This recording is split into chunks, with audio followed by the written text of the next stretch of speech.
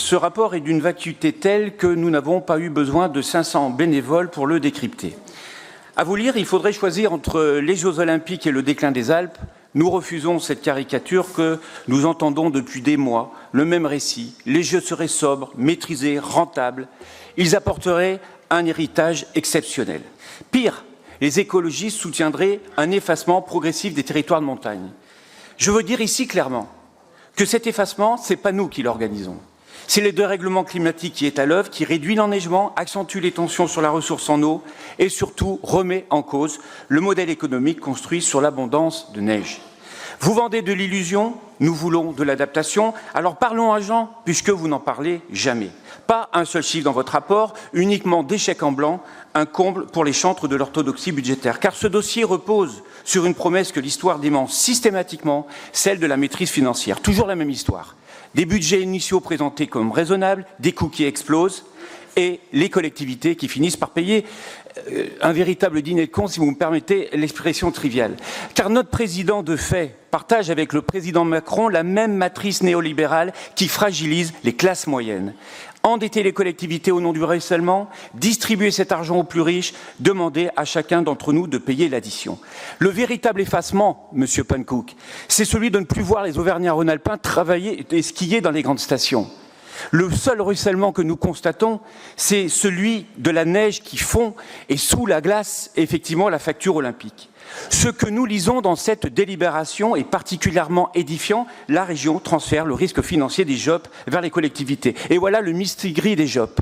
Transférer du CO à l'État, de l'État aux régions, et aux régions maintenant aux collectivités territoriales, qui seront sollicitées sur tous les chapitres.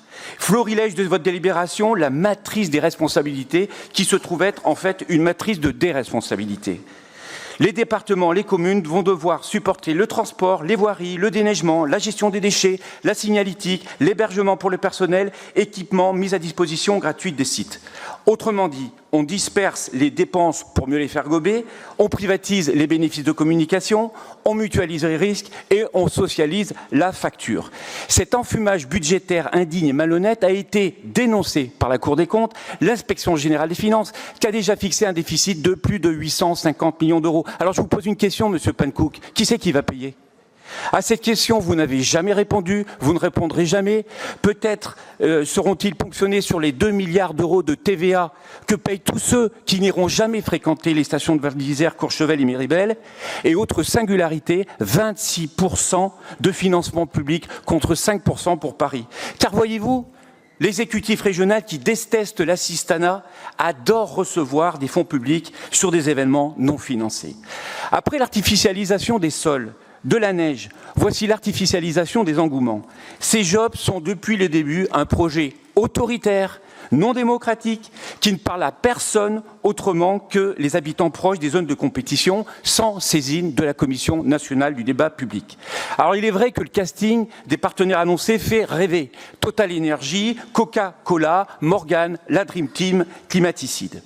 Monsieur Pankouk, toutes les médailles qui seront remises, tous les hymnes qui seront joués, tous les podiums qui seront décernés n'effaceront jamais ce manque criant de démocratie. Vous et le président de fait ne serez ni le général de Gaulle qui avait construit et façonné Grenoble, ni même François Mitterrand qui avait désenclavé Albertville. Vous ne serez porteur d'aucun projet d'avenir, de territoire, seulement des promoteurs de stations richissimes, nantis, perclus de subventions, à l'appétit insatiable d'empiéter sur les paysages de montagne, grandes bénéficiaires du dérèglement climatique. Voilà ce qui nous sépare politiquement.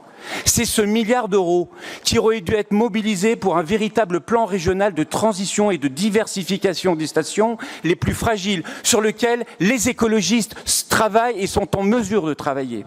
Un mot enfin sur la capitale des Gaules qui deviendrait Pôle Glace. C'est pas pire que Nice, il n'y a pas plus de manchots sur la place Bellecour que sur la promenade des Anglais. Mais ce que l'histoire retiendra, c'est que M. Wauquiez, qui n'a cessé de vouer aux gémonies les écologistes, a imposé au CIO de Lyon afin d'éloigner l'épouvantail, je dirais le Yéti parisien, et nous nous disons, tiens, la voilà la véritable écologie punitive.